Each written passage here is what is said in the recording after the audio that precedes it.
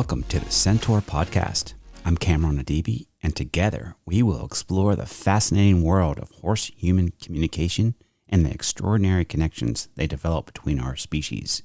Join me as we delve into the unique ways humans and horses connect and understand each other. Through discussions with true innovators, we uncover the subtle cues, bonding techniques, and emotional connections that enrich our relationships with these remarkable animals.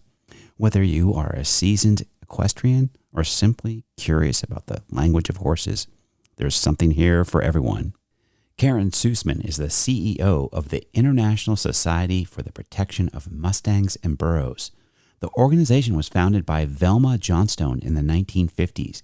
We owe the survival of the wild horse and burros on the North American plains thanks to Velma, whose nickname was Wild Horse Annie. She dedicated her life to end the inhumane treatment and slaughter. Karen has carried on Wild Horse Annie's legacy. Karen is an accomplished rider since the age of 4. She adopted her first wild horse in 1981. Karen started the first chapter in Arizona in 1985. That chapter signed an agreement with the BLM to do compliance checks on all adopted animals in the state. The program was first of its kind. Karen continues to protect the Spanish Gila wild horse herd and observe their behaviors in South Dakota. Karen also speaks Lakota and is a private tutor. Very fascinating woman. Sit back and enjoy the show. Well, I actually have seen where horses have, because they were beaten pretty Yes, badly, where they've disappeared for a while in their eyes. And I would say that horses have suffered PTSD to some 100%. extent. The minis I work with totally have trauma. They were at a kill pen. Going to a Hmm. kill pen, and you and I would be Right. crying. Why wouldn't they be crying? They, All right, they do cry. Horses do cry. I've seen it. Thank you. We have a lot. Okay. This is not going to be Okay. I'm going to try to keep this an hour, but I already have a feeling we're going to be talking more. That's my wish. But so good. We Okay. can always we can always talk again. I mean, there's so much to talk about. I've just come to the conclusion, and it's exciting. Yes, There's exciting. so much to learn, you know? There's so much to learn. So Karen, I'm going to just introduce you. Thank you so much for Okay. joining. This is so cool to be talking to you again. Thanks to Marianne for connecting us. She's been just a huge ally and comrade in this journey. I like to use But that word. she is a wonderful person, just wonderful. Unbelievable. Very Very, evolved being she is. I consider her like the horses, yes. very evolved. So, Karen, there's so much we got to talk about, but I just have to start with you have this incredible journey, but what originally got you involved with working with wild horses? Well, it was pretty simple. I mean, I had been riding since I was 4 years old, and I was out all day, morning to night. I have had all kinds of experiences as a child.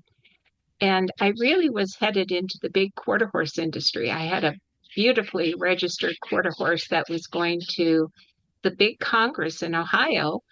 And 6 weeks before she was injured 6 weeks before the big Congress.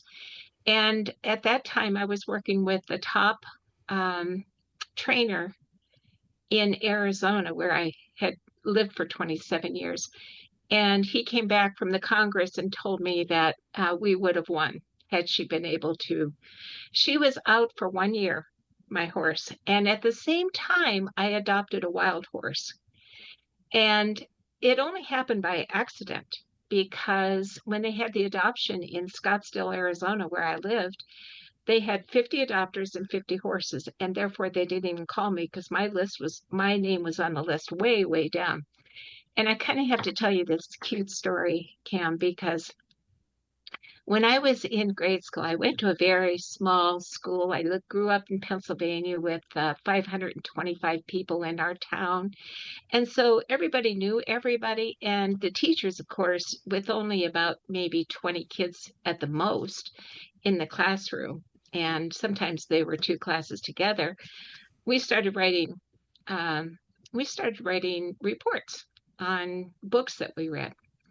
So from fourth grade on through sixth grade, The only thing that I would write on were about horses. And so finally, and I loved Walter Farley and the Black Stallion.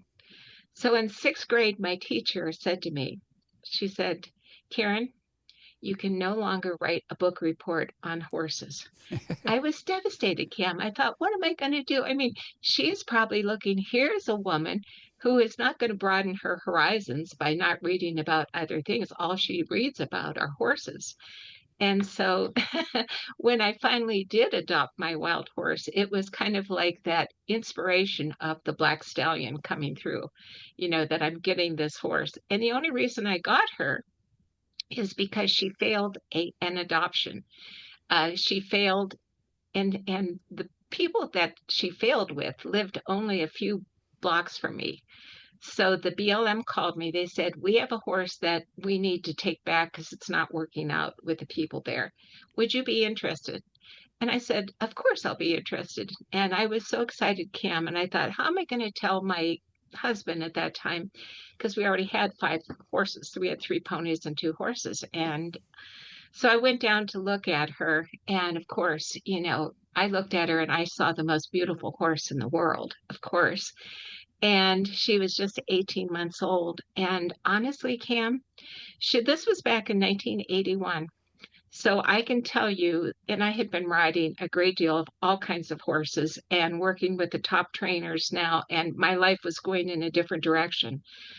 But when I started working with her, I thought, well, if I work with a wild horse, I can learn how to train. If I make a mistake, it's okay. It's a wild horse. That was kind of my thought. It's not a registered quarter horse worth $20,000 at that time. And when I got her, I was so infatuated with her behaviors, with her in general, that I can say, transformed my life. She really transformed my life in an understanding that I wish all people could have that understanding of wild horses and how really wonderful these animals are. So back in 1981, but she wasn't the last one that I would get. I had been working very heavily with the government at that time, with the Bureau of Land Management. We did so many things for them back then. And um, I thought, they always said, Karen, you can't do anything with an older wild horse. So it just so happened we had an Arizona adoption. The military base had wild horses on it, and the people, they were friendly to people. But yet, one gal touched the hindquarter of a wild horse, which you'd never do. She got kicked. And so the general said, okay, they're coming off. We're going to remove them. So, anyway, I said, I want the band stallion. He was at least 10 years of age. I want him because I want to prove that you can just do anything with a wild horse because I had such a marvelous experience. And so when the adoption came, I was fortunate to be able to get this horse because you have to go through a pool. Everybody gets to adopt, but who wants an old wild stallion? I said, I do. you know. Nice. Nice. Anyway, he also transformed my life because he was so magnificent and he was extremely set, in his understanding of being wild. And so he was a great teacher for me. And we ended up riding all over the Southwest deserts. And he was marvelous. In fact, when I moved to South Dakota, of course, he came with me. Both my horses came with me. And the neat thing is when Steven Spielberg did his movie Spirit, we did an advertisement for him up on the Cheyenne River Sioux Reservation. So that's really proof that there wasn't any horse that you can't do anything with. It's And so, so yeah. that's Yeah. how I really got involved. But to me, one of the big journeys that I had was the fact that when I was in Arizona, we ran a rescue program for wild horses. This was at a time when the government was being accused, their employees were being accused of sending wild horses to slaughter and making money after they adopted them, allegedly. So during that time that we helped out with the BLM in doing that, our rescue program started in 1990 and then evolved. I finished in 2000 whenever I moved to um, South Dakota. But the amazing thing to me was that for 5 years, 1995 to the year 2000, we had no wild horses or burros being sold for slaughter. The reason being is because I went to my first wild horse adoption or wild horse auction, I should say. There were three horses going through there, and there were three kill buyers there.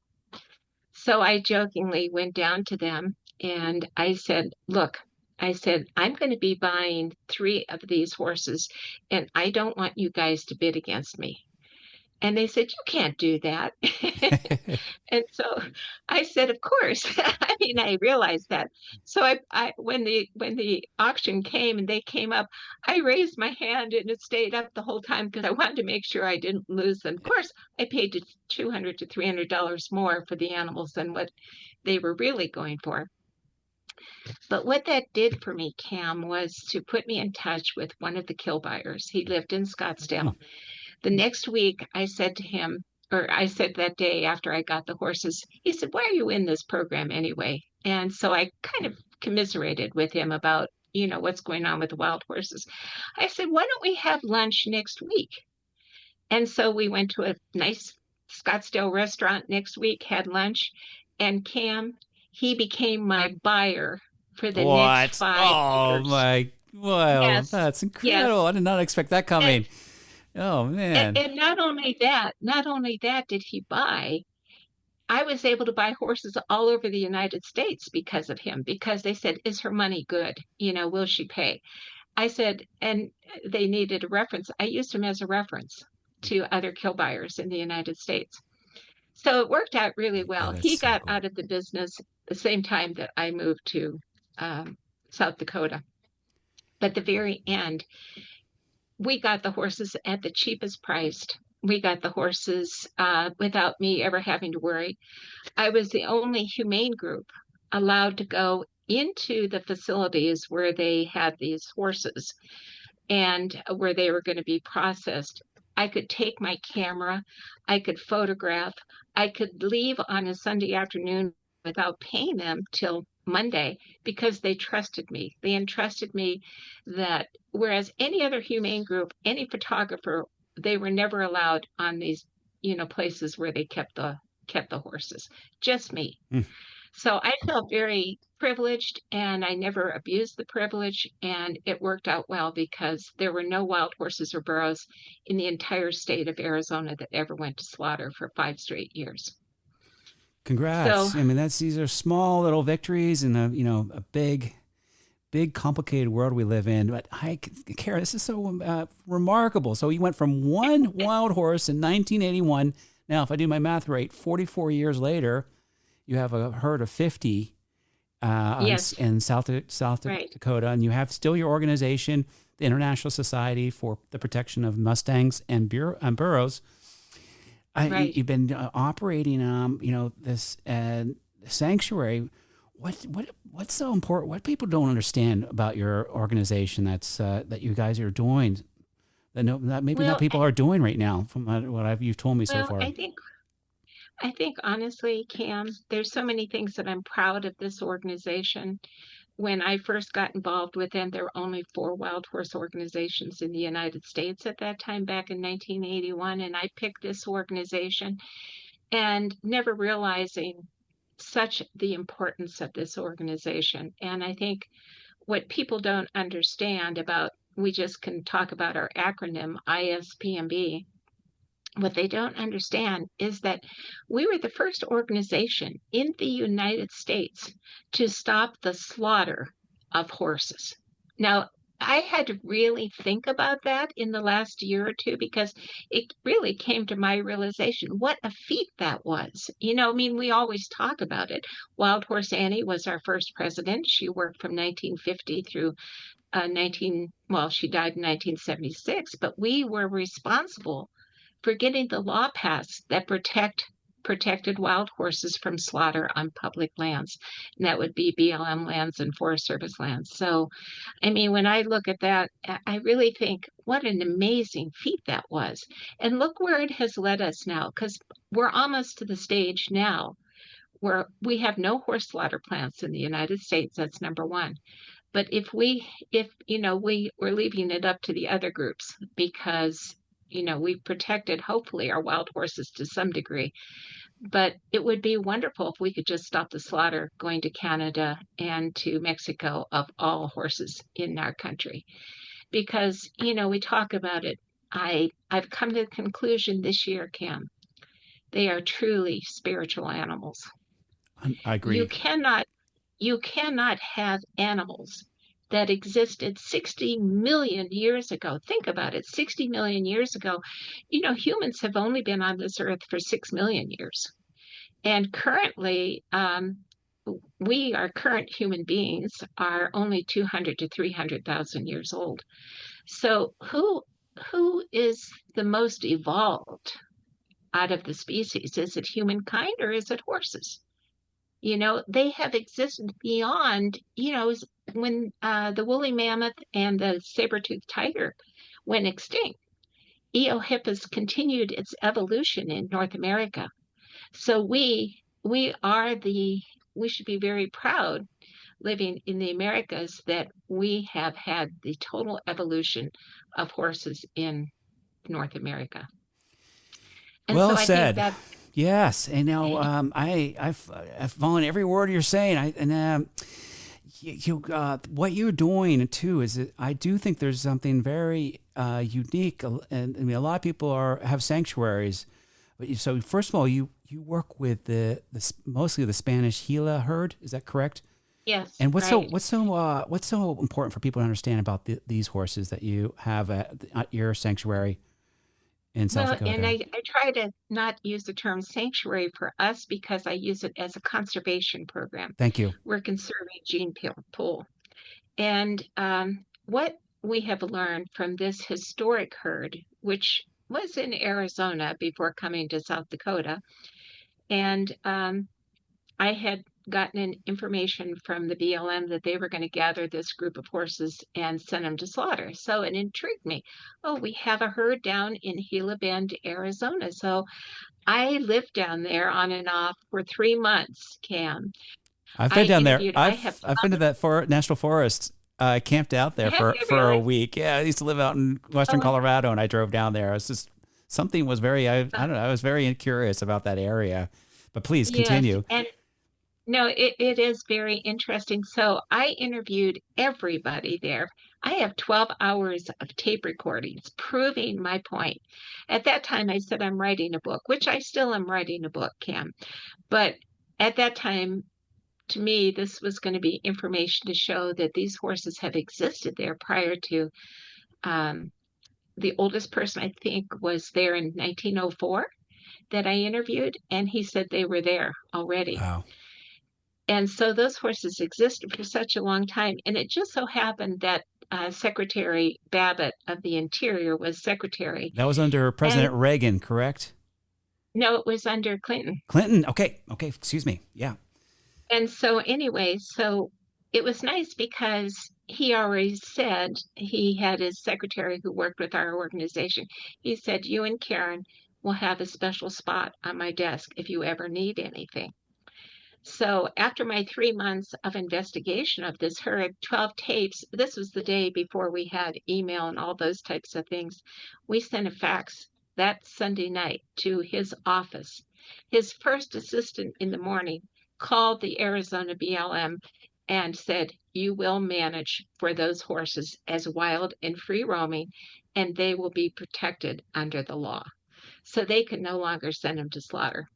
Wow. Yeah. So I felt like we were really successful. Yeah. And then there's always a way to get around the law, Cam. So Yeah. one thing that they did was have, some of the ranchers down there write that they needed to remove the problem animals. Supposedly there were 75 animals down there. Just remove the problem animals. Well, it just so happened they removed 36 Mm, and, several died mm. in the roundup. And so ISPMB was able to take 31 at that time. And I would still say I was still a novice, Mm. in understanding everything. But, I should have said, you need to do a count to see how many horses are there. What they told me is they couldn't afford the $70,000 to build a fence around this guy's property to keep the horses out. So it would be cheaper just to take the horses that were causing the problem and leave the rest there. A year later, they did a census. There were no horses left. Mm. So we inherited through the adoption program all of these horses. And the amazing thing is we had DNA done, blood typing, and we found that they were definitely related 100% to the Spanish herd. Mm. And that would be Father Kino's mission, which was 90 miles south of Gila Bend. And they also came from a Superfund cleanup. And I know that you've had experience in that too, but we've had we have had 3 horses that died from an ethmoid tumor, Mm. and I'm assuming it was from the Superfund cleanup. So we haven't had any more deaths since the original horses came. But I was thrilled to be able to get those horses. And the thing that I think they taught me, imagine being 50 years without being rounded up. Imagine the government's program at that time was in operation for 20 years. Every 4 years, they rounded up horses and destroyed their family band structures, basically, is what was happening. I was still a novice in trying to understand everything as much as I could. And I didn't realize what a gift, what a blessing it was to have a herd that is 50 years untouched by humankind. The only way they were touched is I'm sure they were shot Mm-hmm. at times Mm-hmm. without anybody knowing. So, in having that innate knowledge of this herd, allowed me to see them from a perspective that nobody else has had to have because all the herds that are being studied have been rounded up. Their family bands have been destroyed. Their behaviors are different from being rounded up, you know. Um, so for me, I was fortunate to be able to look at them and to see things that nobody else has seen in management of wild horses. And I think of Dr. Rubenstein from Princeton, who said Mm-hmm. he had never seen where wild horses work together for the good of the whole herd. Mm. And to me, this was so outstanding to be able to watch. I mean, I watched when my dogs got loose on the property. These horses were never exposed to anything around them. They were in a pasture all to themselves. The only thing around was maybe farming or things like that, but there were no other animals, nothing like that. So one day my dogs got loose in my truck. I was doing a tour down there, and the next thing I saw, they all congregated. And those dogs were running their little hearts out to Yep. get out of the pasture. And so they were going to kill the dogs, is basically what they were going to do. Jeez. And so I thought, oh my God, this is amazing. So I've always tried throughout their history never to have animals around them, dogs around Mm. them. I don't want them to get over that behavior of being able to protect themselves. And then the other thing that I noticed, which was very interesting and also of a very, I would say, evolved band stallions, because to me it's the band stallions Mm-hmm. that have to be mature, uh, and to have the learning to be able to protect their families. I've talked to Barbara So Wheeler I about this. thought, I'm sorry to interrupt, but can you just, for the listener, just give a quick definition of a band stallion? okay, a band stallion is, if we looked at a family, he's the head of the family. Mm-hmm. So he's the head of several mares, could be up to 5 mares and so forth.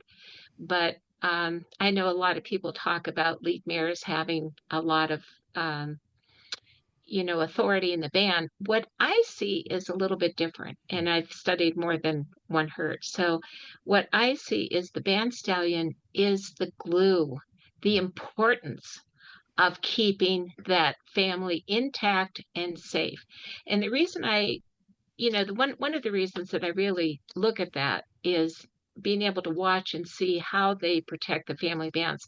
This happened with 2 different band stallions. I had a filly that was up on top of the hill first estrus. She was a year old, okay? Mm. And she was looking at the boys up there, and they were looking at her, and they were hoping, oh, this might just be fun.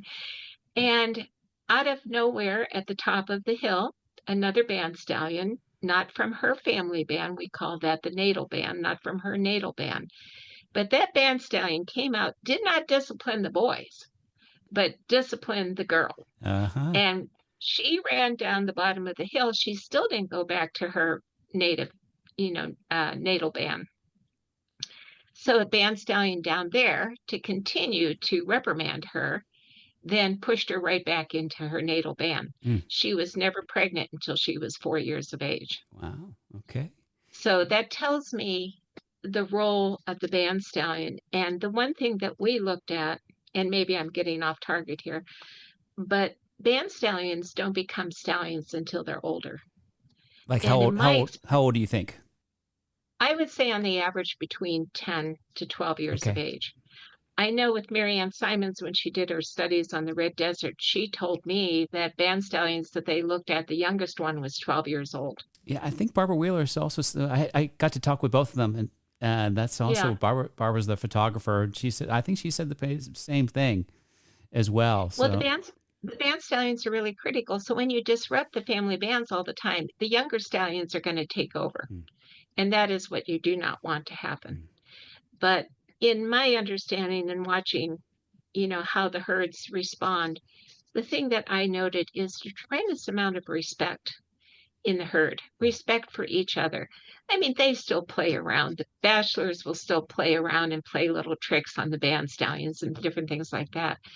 But generally, there is an innate um, learning that they have of just total respect for each other mm, and helping each other. And I thought to myself, wow, what a learning this could be for humankind. Can you imagine? right. Can you imagine humans who would have total respect for all people, no matter what? That would be absolutely extraordinary. And so I think that was one of the first things that I learned about having this herd, and the fact that they are true Spanish, and the fact that they are absolutely magnificent. They have no physical defects at all as horses evolving over in the freedom Mm. like domestic horses have with leg Oh problems and God, yeah. different things like that. I think, and I can tell you a quick Well, story so about, I have to ask because these are, this is this herd is now really they've accepted you as part of their herd. You've already told me a little bit, but so they have oh a my real, God, yes. but they have a real. So 50 years. This makes me think of this book. I'm trying to look. Oh, here it is. This book I read a while ago is called Empire of the Summer Moon, and it was about the Comanches, who were so skilled with horses that they were the last Native Americans to be put on a reservation because they were so skilled with their horsemanship skills. They blew away all the Yes. Western European riders. But so this makes me think of your herd. It sounds like they had a real intelligence. I mean, they still do, but to stay away from the human roundup and the human influence, it was going to happen. It sound like, but for that long a period to Well, I be mean, because influenced. Yeah, go ahead. they were never identified as wild and free roaming, so the government didn't do anything with them for 50 years. That's the amazing thing. And from what I can understand, that I spoke to the son of the Mustanger who rounded up all these horses, sending most of horses in southern Arizona, sending them to chicken feed, in California. But he said they used to do it on a motorcycle. But the thing that he noticed, there were some that they couldn't get because they were too smart to go across an area where the motorcycle couldn't go. Exactly. So It that, totally makes me think of the Comanches. They were so ahead yeah. of how they could trick the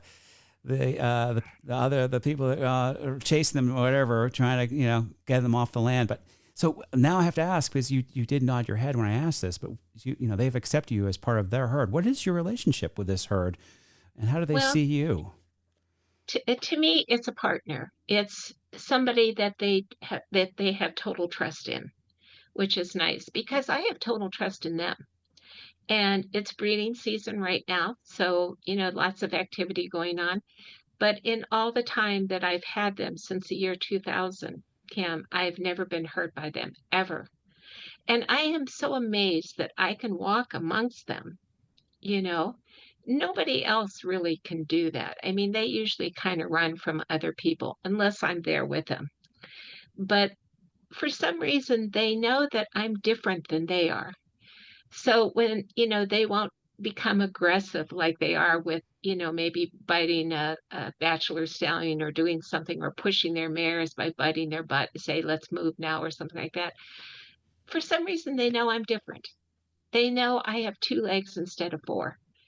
And for some reason, they have given me such an honor to be able to be part of their lives, to be able to feel totally safe amongst them, and to just watch them, just to be part of what they're doing. It's such a wonderful feeling to be able to be accepted by them. But in all these years, trust is probably the most important factor in dealing with anybody, and especially an animal. Trust is the key factor.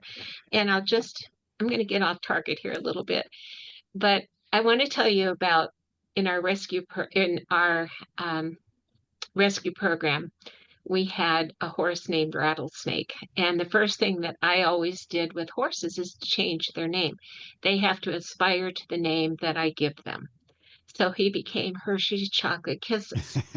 And so he was in a juvenile program for law juvenile programs. So This is a they didn't so. have, And I'm going to stop you. Can you explain what that means? A juvenile program is a BLM the program. BLM had programs back then in which they donated a certain number of horses. And this was in Arizona, and it was for juveniles that got in trouble. So therefore, this was kind of like an animal assisted program. But they didn't have the quality of people to work in that program. And Rattlesnake, as his first name was tied up in Scotch hobbles. And what that is where they tie a hind leg to the shoulder. Hmm. So when you're a horse, you have two responses. You either fight or flight. If you can't flee, which is their preferable response, they will fight. So he was tied up. And there was this young boy working with him, 10 or 12 years old. I don't know how old he was. And the horse was still able to strike out with his front leg and standing on two legs and strike out. And he broke the collarbone of this young boy. And so the so-called, I won't even say trainer, the person working with him, took a 2x4 and beat this horse and beat him so hard and said that he will now send him to slaughter. So we got involved because we got a call that this horse was going to go to slaughter. And Cam, I hope I can find the photograph because back then we didn't have it on our phones, but I hope I can find the photograph of looking at his eye because his eye wasn't even there when we loaded him in the trailer. And the people that saved them, bless their hearts, it was 118 degrees or something, and we went to pick him up in this area, which they did it out of the goodness of their heart, but they had no money and they had no real sense. There was no water there for him in that degree of temperature in the morning when we picked him up.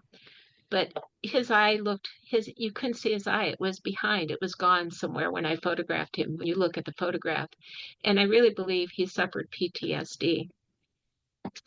So you talk about spiritual animals, okay? And I had him, and so for this part of our rescue program, we're going to try to find him a home. And I got to the point where I could put my arms behind me and kiss him on the nose. And that's how he got his name, Hershey's Chocolate Kisses. And so one day in Scottsdale, he got sick and he got diarrhea. And he wasn't the type of horse that would be able to be treated by a vet because he had been so traumatized. I mean, you'd have to have him go through more trauma and so forth.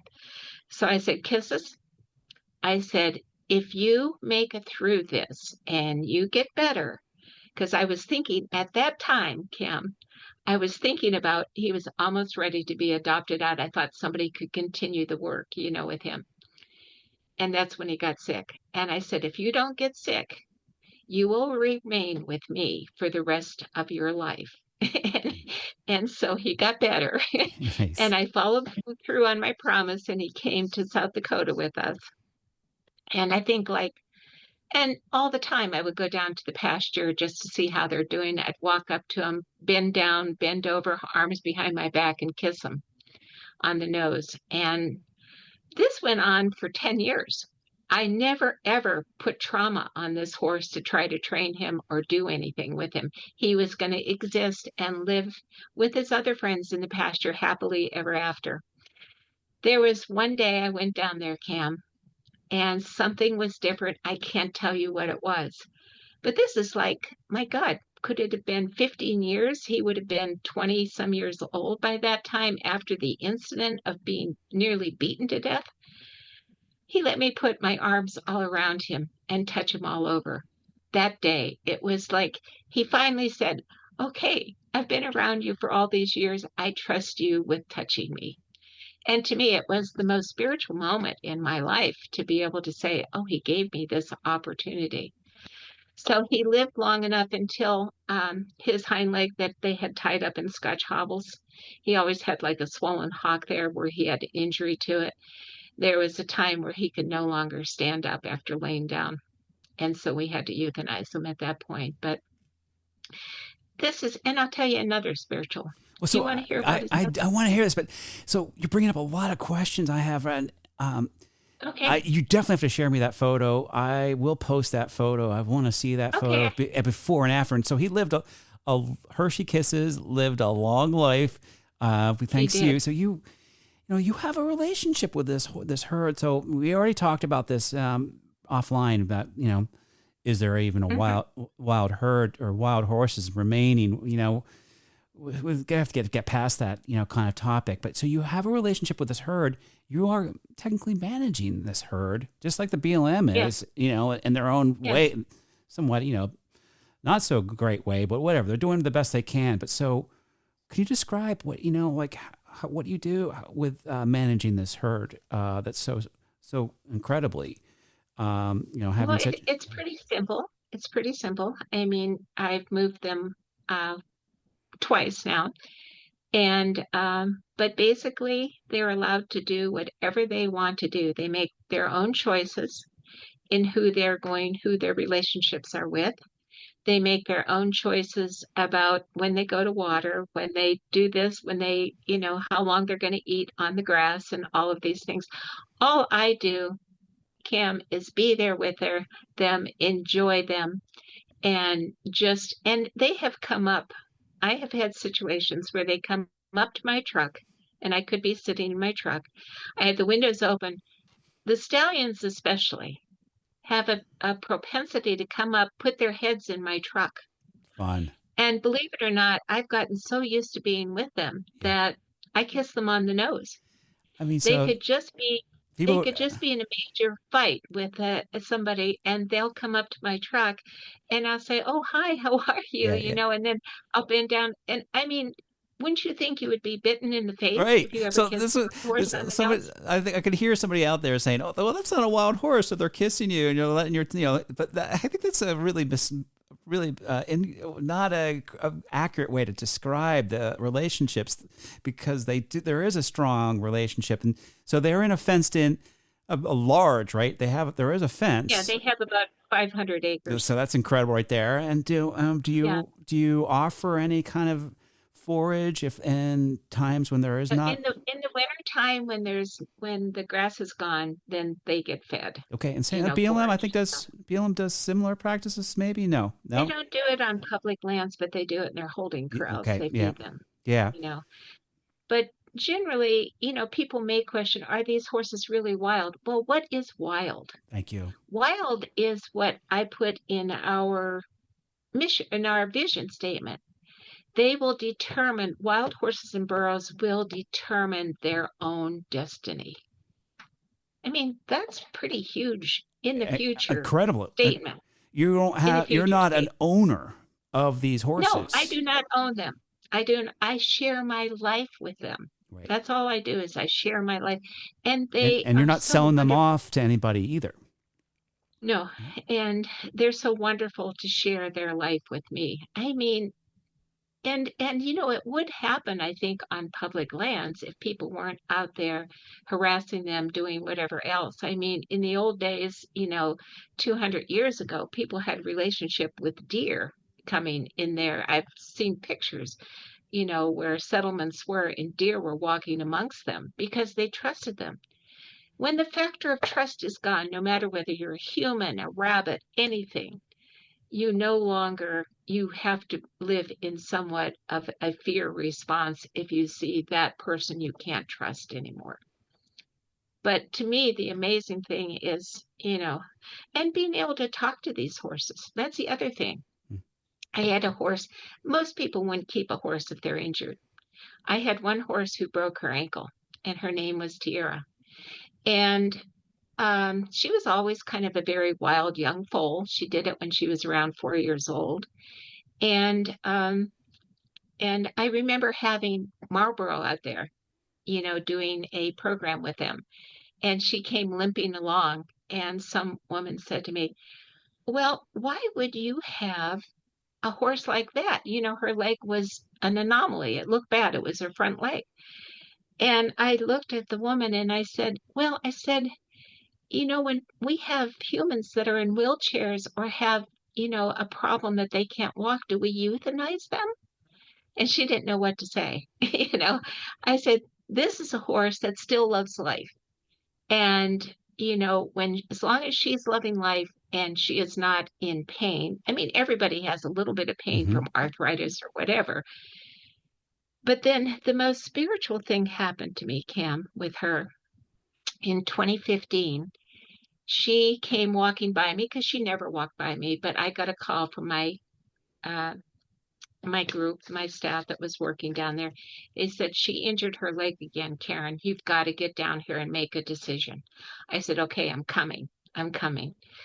And so there was like a little elevated area there, like a railway, used to be an old railway, and the horses were walking down there. And so I was standing there because I saw her coming, and she walked up to me, Cam. She stopped. She looked directly at me. And I looked at her and I said, "Okay, girl, you're not ready to go yet, but when you are, I will help you that day." I mean, this is a horse that never came up to me.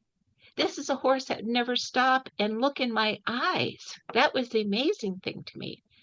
But when she was injured, she looked at me and she stopped. And when I told her that, then she moved on, with the rest of the group. And I say to me, that was a spiritual moment. Some people say, well, maybe you communicate with wild horses, but I say that the horse was communicating with me Mm. and telling me what she wanted. And so let's think now, that was in 2015. So we put her down last year, 2024. So that's what, almost 10 more years that she lived This her is life with her friends Can we? I mean, you're until just she, yes. Thank you. Can you just like start getting curious about what these animals have to offer and say? So yeah, yeah. this idea that they're valueless. We determine that, and that's the same. It's as harsh as saying that person in a wheelchair is valueless. It really is as bad as that when we start judging that Well, way with a horse. But you have brought in some really important things up here about the future of quote unquote wild horses, because there's some herds that they're out there, and there's some very key things happening, like so the BLM Bureau of Land Management, I read spends about 100 million per year to manage their these off range pastures or whatever, areas where they round up the horses, which is brutal. But what do you think's next for some of these? What's going to happen next when things are shifting very quickly right now, including well, the money? you're getting into my passion now.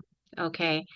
If I have three things that I will do before I die in this lifetime, one is to transform how wild horses are managed on public lands. We know the proper way that if they're not rounded up, which would save millions of dollars in roundup costs, if you leave them alone, they self manage their own selves to a population that is maybe a maximum that we've noted in the wild of 1 to 3%. The BLM says they're 20% and they multiply or they double every 4 years on public lands. But that's because they've never understood how to manage them, Cam. Mm-hmm. Number one is, and I want to bring this up to everybody. I mean, I've got 3 points here that I really want to talk about, but this point is going to be very important. Can you imagine wild horses on public lands not having to be rounded up very rarely because they are pretty much self-managing their own selves, which the government doesn't believe. And I think it would be just absolutely fantastic because look at all the millions of dollars taxpayers would save by not doing that. Look at how the herds would be saved for future generations to understand, to be able to look and observe. So that's number one. And it'll come back. I was going to mention another point, but the other thing is that many of the groups believe that the only way we're going to limit their population is through birth control. Our organization is the only organization out there that has studied herds that hadn't been gathered in 25 and 50 years. So, in knowing that, like I say, if I were to study a herd now that had been rounded up in 4 years or 4 years ago, there would be different behaviors than what I had seen, on my pristine herds. So the idea is how do we get them back to a pristine state, in the wild? So anyway, people believe that giving birth control is the way to go because birth control will allow them to stay on public lands, but it doesn't. It destroys the family bands.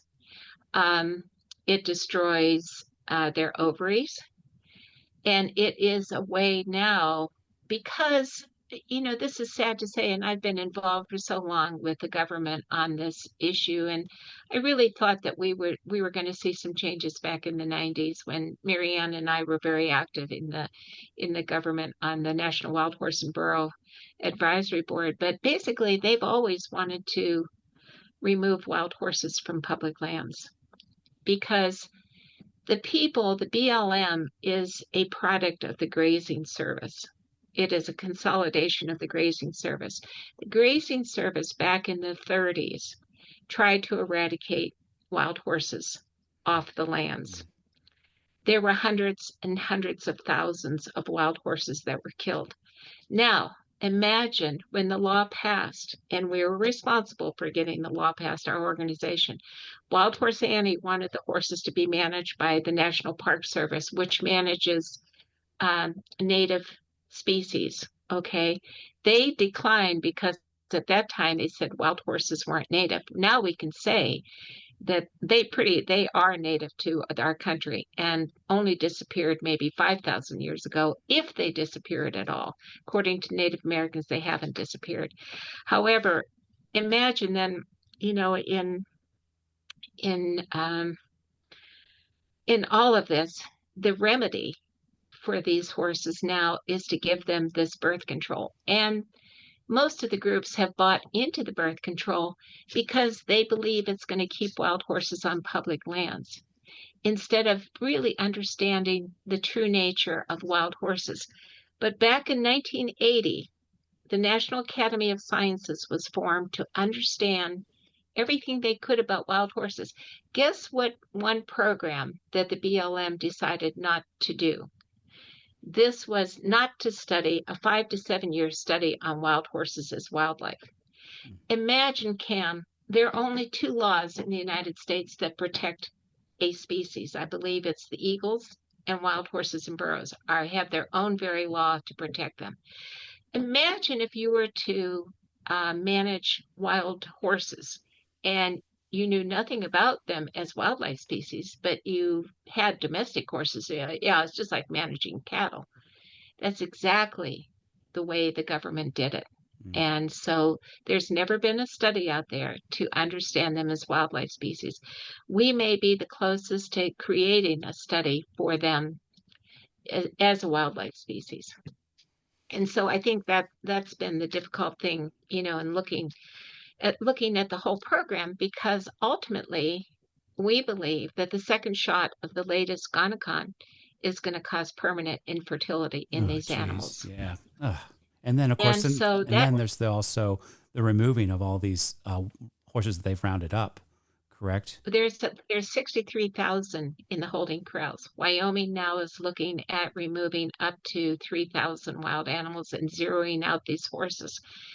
The thing is that the horses have a right to their lands, Hmm. and grazing privileges for the entire western United States, which we put a $500 million into subsidies every year for the grazing program, which they graze a 2,000-pound animal. And the reason I'm saying that, it's 1,200 pounds for the adult, 800 pounds for the calf. They graze that 2,000-pound animal on public rangelands for $1.35 per month for a 2,000-pound animal. Cam, I'm going to ask you this question. Can you can you raise a mouse for $1.35 a month? uh, Seriously. yeah, I know. Is this Could you it's feed a mouse insanity? for a dollar? It's insanity. It's insanity. But I think the most important thing I've heard what you said so many important things, but they know how to self-regulate. And this is Mm-hmm. when you were talking about this, totally made me think about how because I did work out west managing some lands, quote unquote managing. That's a loose Yes. term, but how we've managed, the forest and how the forest fires are just worse than ever because of our management practices. Right, We don't do really exactly. well at managing, is what my experience is. But the horses that you mentioned, they're first of all, they have the intelligent. They've been around longer than us, and they do quite well self-regulating. So I have to, as we're wrapping up here, you've shared a little bit about I don't know if you're willing to share some of your vision for your own organization. Oh yeah, and that was my third passionate thing that I'm working on right now, and it's creating what we call a cultural center in South Dakota. And this center to me is going to be where our wild horses are the teachers. Okay. And it's going to be a healing center, Cam. It's going to be a healing center for all humankind. My God, we need it, you know? And it's going to be healing of all living things.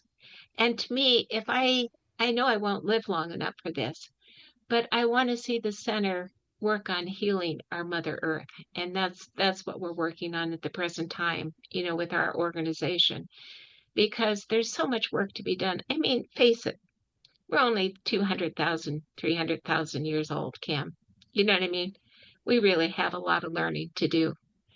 And if our spiritual ancestors, the wild horse, can teach us these things, we need to be employing that immediately. So that's where we're going right now. We hope within a year, if anybody wants to donate, we hope within a year to be able to purchase our land and get the center up and moving. Well, you're going to. I didn't realize you. I thought you already owned the land. Or is it, what's the No, we're current leasing right we're leasing leasing? right now, so we're looking at getting the land purchased, and we just hired a grant writer, Okay. and we want it to be in the ideal area. And we're looking in the heart of the Black Hills, which according to um, the Sioux, which I hate that term, but they call themselves that, the Lakota and the Oglala Sioux Indians. Um, this is in the heart of the world, Mm-hmm. because it actually mimics the real heart of a human being or heart of an animal, the heart of the Black Hills when you look from space. But they always say the lungs are the Amazon, and the heart is in the Black Hills.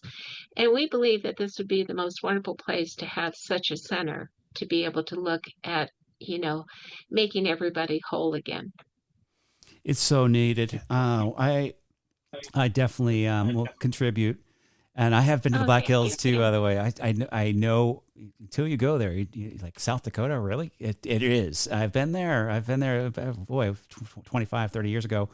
And I felt that, Karen, you're doing such great work. But you Oh, started thank this you, call. Kim. I thank you. I want to just, wrap this up. Like as you started up talking about the 4-year-old girl. And I just got to ask, because The horses keep me young, and that's what I think they remind me, how to keep that childlike kind of in a world that's very depressing at times, and with a lot of Well, adults doing nutty things. But what do you do to honor your 4-year-old child who jumped on that horse? she's still in many ways is 4 years old Awesome. because she has this unbelievable energy that she can change the world through the help of these wonderful wild animals.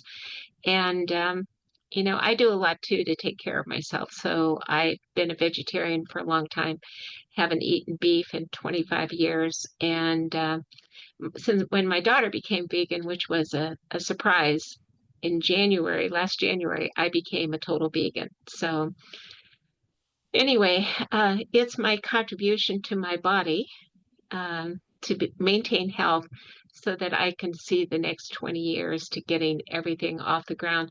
When this mission is over, I know my mission on Earth will be over when the center is created.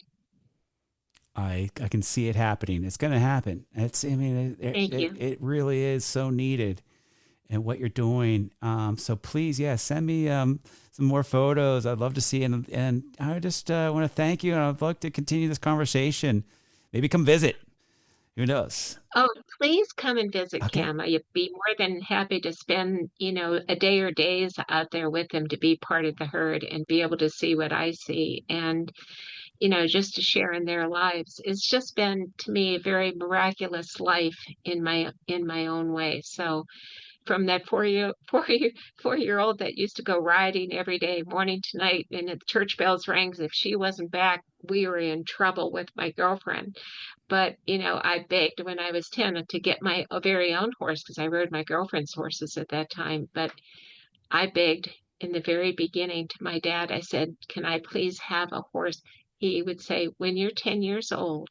I want to tell you that time was so slow in coming, but it finally came and I did get my own horse. And so started my own experiences with my very own horse. And I've really not been without a horse since, except when I went to college. You're doing the good work, and I thank you, Karen, and the horses thank you. Really, what you're doing. So continue on, and I hope to Thank you, continue. Cam. My pleasure. Thank you, and I hope to continue this And conversation. yeah, I would love to be back again because I only hit the high spots, but there's just so many more things to tell you. We had to get through the important points. But you have a. I know there's another interview here, so I'll schedule something Oh, with you. great, Cam. All right, That good. sounds great. You have a great day. Thanks, Karen. Bye. Okay, bye-bye. Thank you for joining this episode on the Centaur Podcast. I'm Cameron Adibi again, and please check out my website to learn more about what I do at CameronAdibi.com. That's CameronAdibi.com. I hope you enjoyed this discussion and gained some valuable insights.